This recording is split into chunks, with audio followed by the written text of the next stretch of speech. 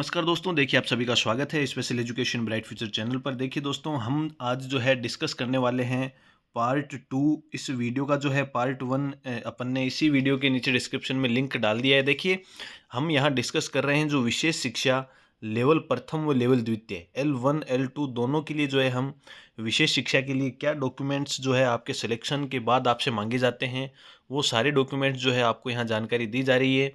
और उनके अंदर यदि किसी प्रकार की कोई त्रुटि है तो उसका जो है क्या समाधान है वो आपको यहाँ पर बताया जा रहा है।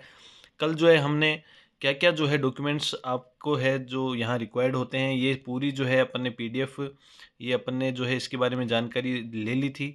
और देखिए, कल जो वीडियो हमने अपलोड किया था दोस्तों, देख लीजिए आप। ये आप बिल्कुल चैनल के ऊपर जाके बिल्कुल देखेंगे। ये पार्ट फर्स्ट है, ये पार्ट सेकंड आज अपन इस वीडियो का डिस्कस कर रहे हैं दोस्तों। आप मोस्ट रूप से वो पार्ट 1 देख लीजिएगा। देखिए, ये कल हमने सारे पॉइंट्स डिस्कस कर लिए थे। ये लगभग टोटल जो है अपने पास 43 पॉइंट्स थे।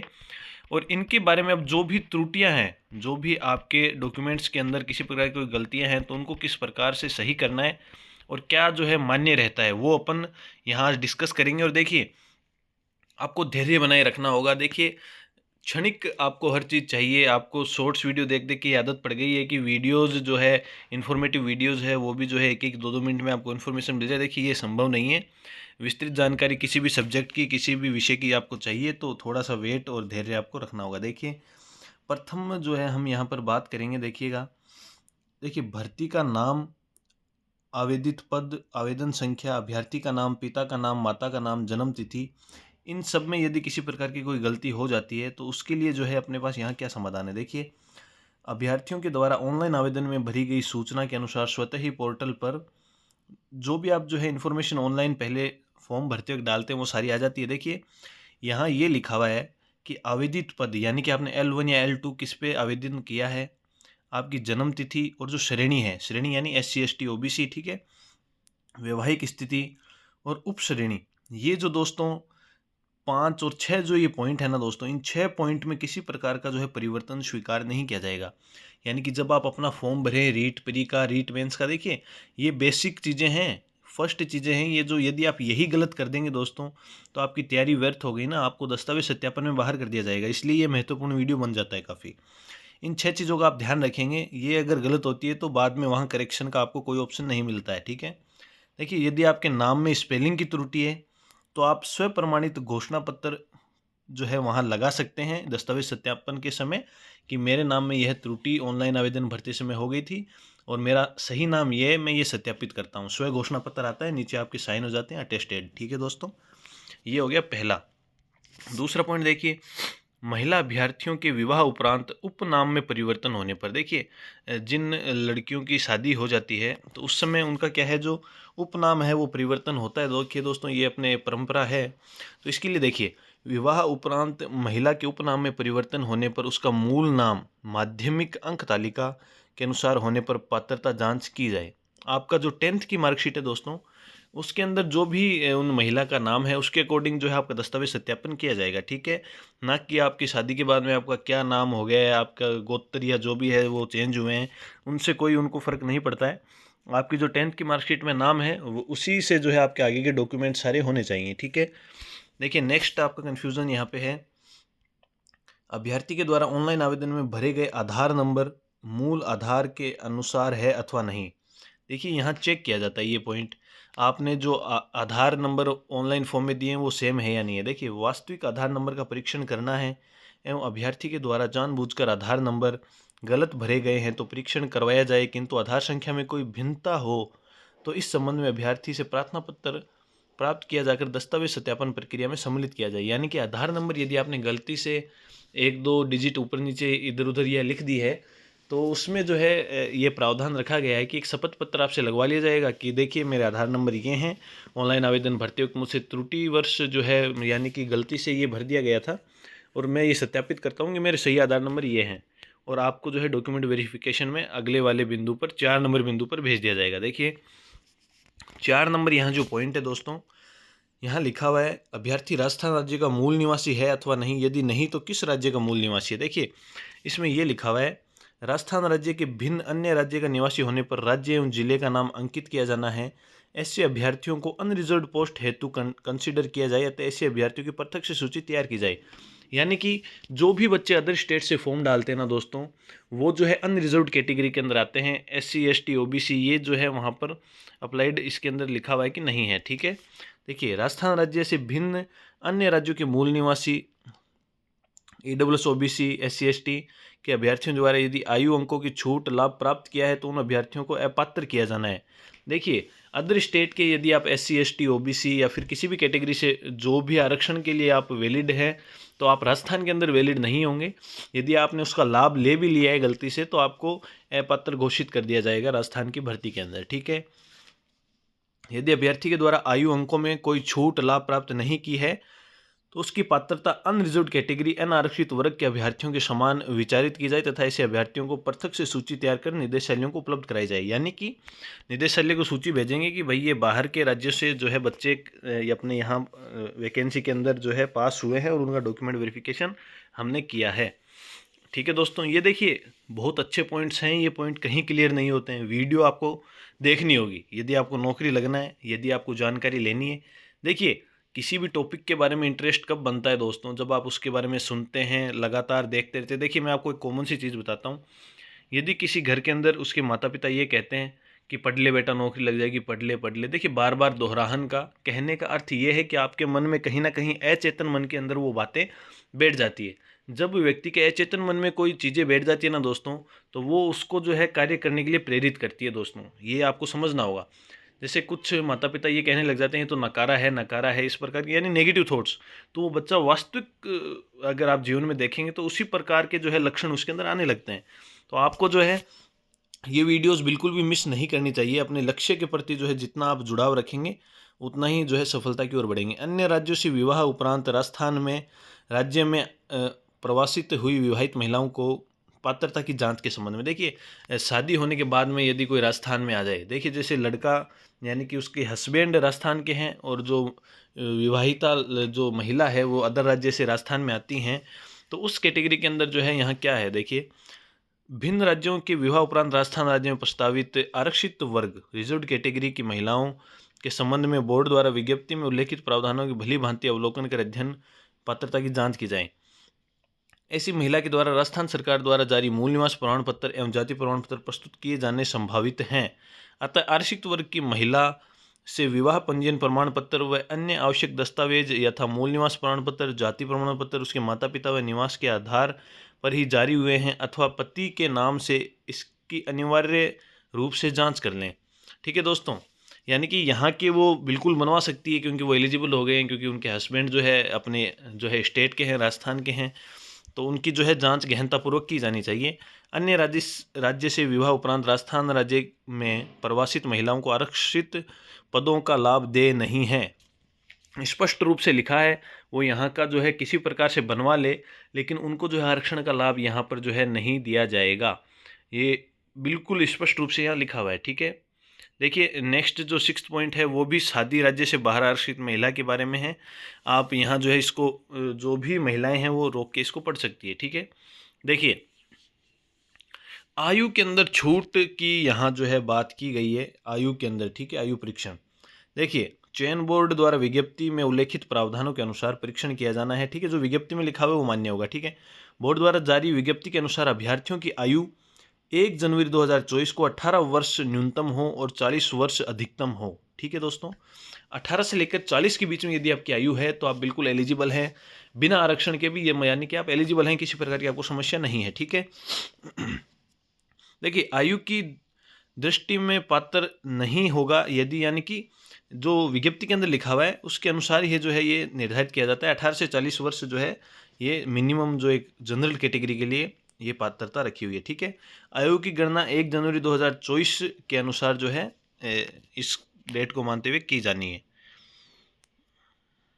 बाकी जो है आयु के अंदर छूट शायद 5 और 10 साल की जो है रहती है और वो यहाँ लिखा हुआ है। श्रेणीवार अभ्यर्थियों की आयु की छूट जो है आप अपनी उसके अंदर देख सकते हैं, ठीक है, जो विज्ञप्ति आई थी।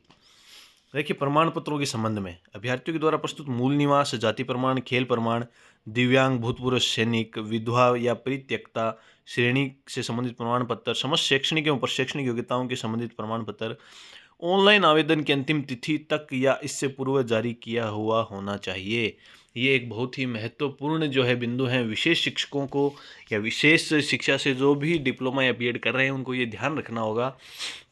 दोस्तों, मैं आपको बता देता हूँ, आरसीआई का जो रजिस्ट्रेशन होता है, स्पेशल बीएड करने के तुरंत बाद आप ये काम करेंगे, आरसीआई में रजिस्ट्रेशन अपना बिल्कुल निश्चित तौर पे करवाएंगे, क्योंकि भर्ती के अंदर जो ये भर्ती हुई थी उसकी 19 जनवरी 2023 जो है लास्ट डेट थी फॉर्म भरने की, और आगामी जो भर्तियाँ आएगी उनमें भी इस प्रकार से एक लास्ट डेट आएगी। उससे पहले आपका आरसीआई रजिस्ट्रेशन होना चाहिए, ये मस्ट है। मैं आपको बता देता हूँ, इस भर्ती के अंदर 100 में से 50 बच्चे ऐसे बाहर हुए हैं क्योंकि उनका आरसीआई रजिस्ट्रेशन नहीं था। फाइनल सिलेक्शन होने के बाद भी उनको अपात्र घोषित किया गया है। देखिए, फटाफट लोगों को उस समय पता नहीं था, और इतने आवेदन राजस्थान से गए rehabilitation council of India Delhi के अंदर कि उनको जो है एक बार के लिए तो साइट क्रैश हो गई, और जो है आवेदन उन्होंने स्वीकार करने ही बंद कर दिए थे दोस्तों। क्योंकि हमने फिर बातचीत भी की थी वहाँ सेंटर के अंदर जो आरसीआई का है, और कुछ बच्चों के जो है क्लियर भी करवाए थे दोस्तों। क्योंकि आप समझ नहीं पाएंगे, उस समय जो है इतनी भीड़ हो जाती है दोस्तों बच्चों की, जिसकी कोई हद नहीं है। और जो कार्मिक होते हैं वो लिमिटेड होते हैं, उनके पास बहुत बर्डन होता है काम का। ये चीज़ें जो है आपको समझने की हैं। ये वीडियो जब तक आप नहीं देखेंगे ना दोस्तों, आपको ये चीज़ें समझ में नहीं आ सकती, ठीक है। देखिए, ये 8 पॉइंट जो है हमने डिस्कस अभी के लिए कर लिए। देखिए, अब अपन नेक्स्ट पॉइंट पे चलते हैं। अभ्यर्थियों द्वारा राजस्थान राज्य से भिन्न अन्य राज्यों से प्रारंभिक शिक्षा में द्विवर्षीय डिप्लोमा उत्तीर्ण किया है। देखिए, बहुत से बच्चे यहाँ ऐसे हैं जिन्होंने अदर स्टेट से जो है डिप्लोमा जो है कर रखा है।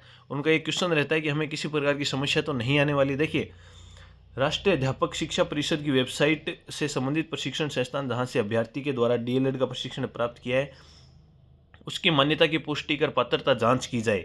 यानी अदर स्टेट से है उनकी जांच। देखिए, मैं आपको स्पष्ट रूप से बता देता हूँ, राजस्थान से यदि आपने बीएड या डीएड किया है तो आपकी ज्वाइनिंग तुरंत होने वाली है, ठीक है, जो नॉर्मल प्रक्रिया है उसके हिसाब से। यदि आपने अदर स्टेट से किया है तो जो यहाँ से बच्चे किए हुए हैं ना बीएड डीएड, उनकी ज्वाइनिंग होने के उपरांत 1-2 महीने लग जाते हैं आपकी पात्रता की जांच के लिए। वहाँ टीम जाती है और ऑनलाइन वेरिफिकेशन भी करवाया जाता है मेल के माध्यम से।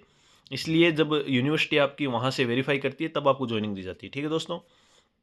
देखिए, राजस्थान राज्य में जिला शिक्षा एवं प्रशिक्षण डाइट के अलावा अन्य निजी विश्वविद्यालयों से जारी डीएलएड पाठ्यक्रम की मान्यता एनसीटी से है या अथवा नहीं, इसकी पुष्टि की जाए।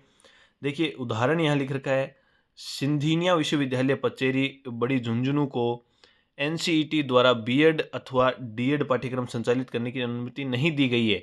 इस प्रकार ओपीजेएस विश्वविद्यालय राजगढ़ चूरू को एनसीटीई द्वारा 1670 में डीएलएड पाठ्यक्रम संचालित करने की अनुमति दी गई है, ठीक है दोस्तों। ये अनुमतियाँ जिनको प्रदान है ना दोस्तों, वो पात्र हैं, उसमें किसी प्रकार की समस्या नहीं होने वाली है, ठीक है।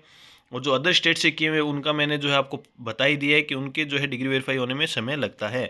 राजस्थान राज्य में पंजीयक शिक्षा विभाग बीकानेर को छोड़कर अन्य निजी संस्था या विश्वविद्यालय द्वारा जारी डीएलएड पाठ्यक्रम की एनसीटीई से उस वर्ष विशेष में जिसमें अभ्यर्थी द्वारा डीएलएड के प्रथम वर्ष में प्रवेश लिया गया है, उस समय वर्ष में एनसीटी से मान्यता होने की अनिवार्यता रूप से पुष्टि की जाएगी। यानी कि जब आपने एडमिशन लिया उस समय उस कॉलेज को, यूनिवर्सिटी को जो है एनसीटी से मान्यता प्राप्त होनी चाहिए। ये आप ध्यान रखेंगे डिप्लोमा वाले छात्र इस चीज़ का विशेष तौर पर, ठीक है। बाकी अदर स्टेट से यदि आपने किया हुआ है दोस्तों तो उसकी पुष्टि करने के लिए जो है इनको समय लगता है, और वो जो है आपको थोड़ा सा समय तो लेट ज्वाइनिंग का देखना ही होगा, ठीक है।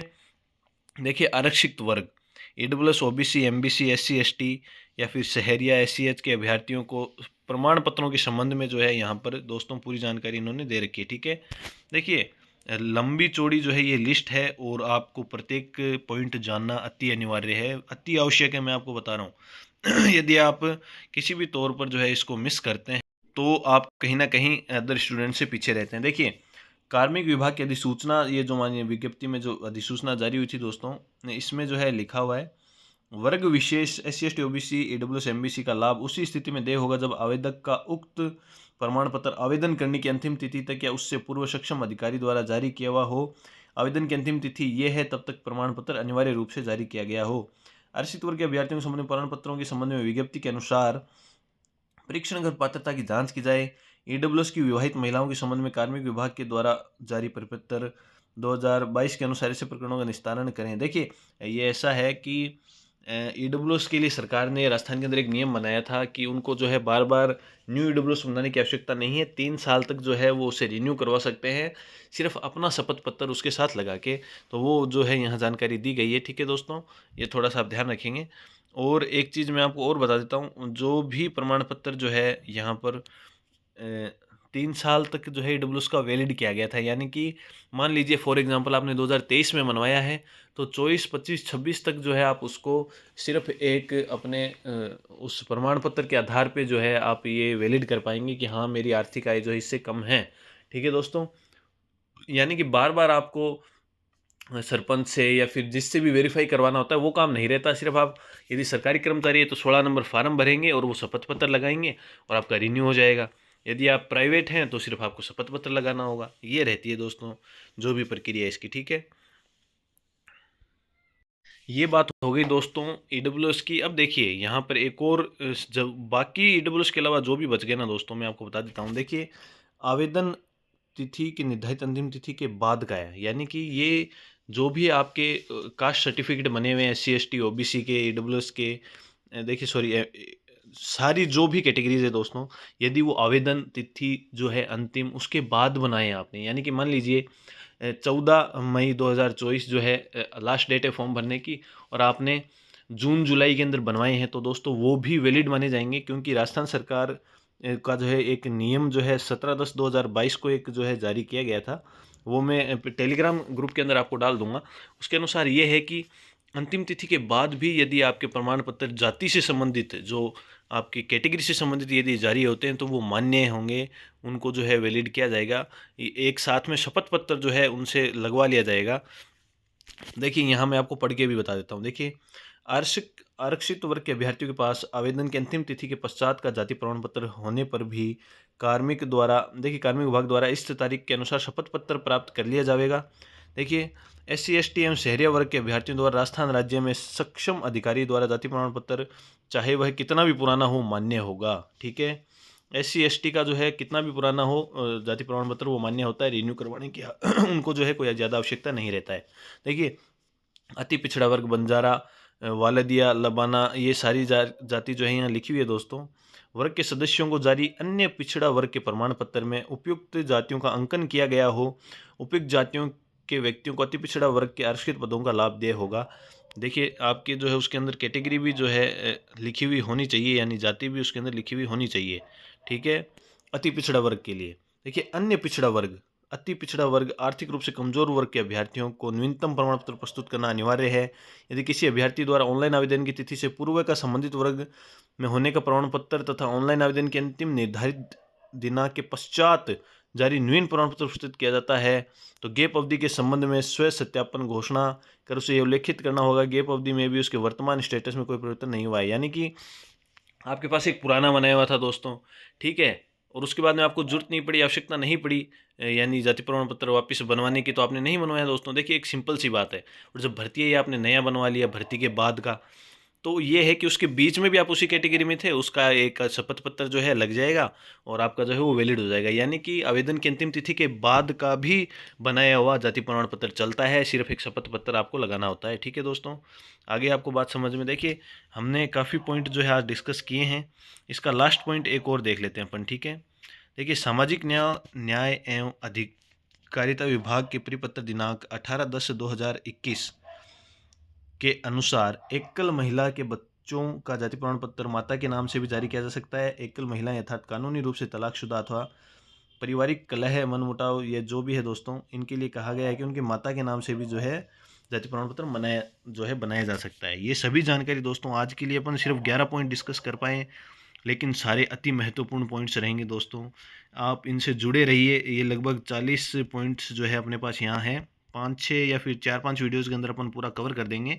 ज़्यादा लंबी वीडियो जो है ठीक नहीं है, 16-20 मिनट की काफ़ी है। आप सभी का बहुत बहुत आभार, जुड़े रहिए आप इस चैनल से। आप सभी का दिन शुभ रहे, बहुत बहुत धन्यवाद।